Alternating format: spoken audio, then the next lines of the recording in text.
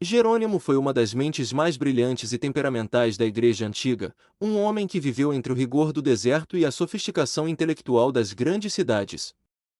Resumo da sua trajetória.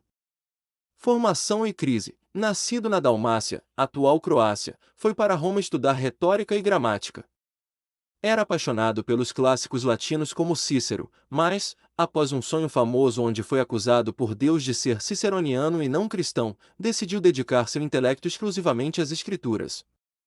A vida ascética, buscando purificação, viveu como eremita no deserto da Síria.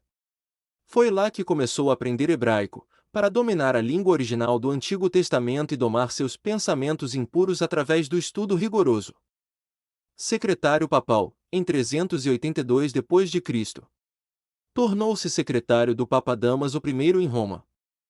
O Papa, percebendo seu talento linguístico, encarregou-o da tarefa que definiria sua vida, revisar as antigas traduções latinas da Bíblia, que eram confusas e variadas, para criar uma versão padronizada. A Vulgata Latina, Jerônimo mudou-se para Belém, onde fundou um mosteiro e passou décadas traduzindo o Antigo Testamento diretamente do hebraico, e não da Septuaginta grega, como era comum. O resultado foi a Vulgata, que se tornou a Bíblia oficial da Igreja Católica por mais de 1000 anos. O polêmico de Cesareia, ele utilizou a vasta biblioteca de Cesareia para seus comentários bíblicos. Era conhecido por seu gênio difícil e suas disputas acirradas com outros teólogos como Agostinho e Rufino. Defendia com unhas e dentes a autoridade das Escrituras e a virgindade de Maria. Legado, morreu em Belém em 420 d.C. É lembrado como o doutor das Escrituras e o padroeiro dos tradutores. Sua obra foi a ponte que trouxe a cultura hebraica e grega para o mundo latino medieval. Sua relação com o preterismo e a escatologia do triunfo de Jesus Cristo ainda naquela geração. Para Jerônimo, a destruição do templo e o fim da velha aliança não foram apenas eventos políticos, mas a prova histórica e teológica definitiva da vitória do cristianismo. Os pontos centrais de seu pensamento são: a abominação da desolação como evento passado, em seus comentários sobre o Evangelho de Mateus. Jerônimo frequentemente associa a abominação da desolação citada por Jesus tanto à profanação histórica de Antíoco Epifânio quanto à destruição final de Jerusalém em 70 d.C. Para ele, o exército romano sob Tito foi o executor do juízo divino que encerrou definitivamente o antigo sistema de sacrifícios.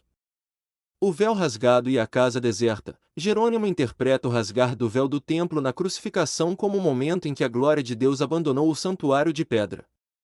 Ele cita as palavras de Jesus: "Eis que a vossa casa vos ficará deserta", para explicar que, após a rejeição do Messias, o templo tornou-se um covil de ladrões e perdeu sua função espiritual, tornando sua destruição física inevitável. A transição das sombras para a realidade. Seguindo a linha da Epístola aos Hebreus, Jerônimo via a velha aliança como um conjunto de sombras ou tipos que foram cumpridos na substância, que é Cristo.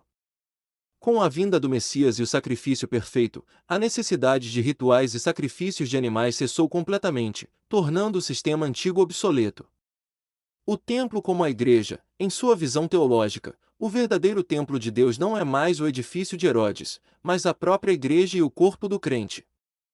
Ele defendia que a reconstrução física do templo pelos judeus seria uma tentativa vã de retornar ao passado, pois o templo do Espírito é agora o local onde Deus deve ser adorado.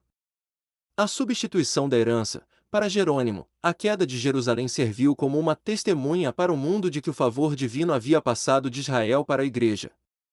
Ele argumentava que a precisão com que as profecias de Jesus sobre o ano 70 d.C. foram cumpridas validava sua autoridade divina e a fundação da nova aliança. Aqui estão 6 pontos narrando o pensamento de Jerônimo sobre a perspectiva que hoje chamamos de preterismo, baseados em seus estudos na Biblioteca de Cesareia e seus comentários sobre Daniel. 1. O confronto com Porfírio. Ao abrir os pergaminhos na Biblioteca de Cesareia, sinto o peso das críticas de Porfírio. Ele argumenta que Daniel não previu o futuro, mas relatou o passado. Embora eu rejeite sua descrença na inspiração divina, não posso ignorar a precisão histórica com que ele aponta para Antíoco Epifânio como chifre pequeno. Preciso lidar com essa leitura literal. 2. A dualidade do cumprimento. Enquanto escrevo meu comentário, percebo que a história é um espelho. Muitas das abominações descritas por Daniel de fato ocorreram sob Antíoco no passado. Os registros aqui em Cesareia confirmam cada detalhe de sua tirania contra os judeus. Contudo, vejo nisso apenas um ensaio, um tipo do que o verdadeiro anticristo fará no fim dos tempos. 3. O papel de Roma na profecia. Observo as ruínas e a glória de Roma ao meu redor. Diferente daqueles que veem tudo cumprido nos Macabeus, entendo que a quarta besta de Daniel é o Império Romano. As profecias não pararam no passado grego, elas se estenderam para a fundação da Igreja e a destruição de Jerusalém pelos generais romanos, que também cumpriram as palavras do profeta. 4. A precisão cronológica. Mergulho nos cálculos das 70 semanas. É fascinante como a cronologia nos leva diretamente ao tempo de Cristo e à subsequente queda do templo.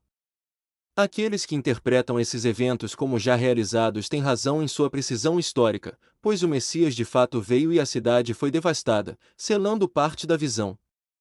5. A cautela contra o literalismo radical. Muitos judeus e intérpretes gregos limitam a visão apenas aos eventos de Antíoco. Eu os cito para que o leitor conheça a história, mas advirto, o preterismo puro é incompleto. Se ficarmos presos apenas ao que já passou, perderemos a dimensão espiritual e escatológica que ainda aguarda o retorno do Senhor. 6. A biblioteca como testemunha. Aqui, cercado pelas obras de Eusébio e Orígenes, compreendo que a profecia é multifacetada. O cumprimento histórico na época dos Macabeus e dos Romanos serve como a base sólida, o corpo da profecia, sobre o qual devemos construir a interpretação espiritual da vitória final de Deus. Conclusão: enquanto as pedras do templo ruíam sob o peso do julgamento, Jerônimo via, no silêncio da sua cela em Belém, o triunfo de um reino que não se ergue com mãos humanas. O fim das sombras de Jerusalém era, enfim, a glória. O triunfo e o brilho eterno de Jesus Cristo. Ao contemplar as ruínas do santuário terrestre, Jerônimo compreendeu que a destruição do templo não foi o fim da esperança, mas o selo histórico de que a antiga aliança entregará o seu cetro ao Messias.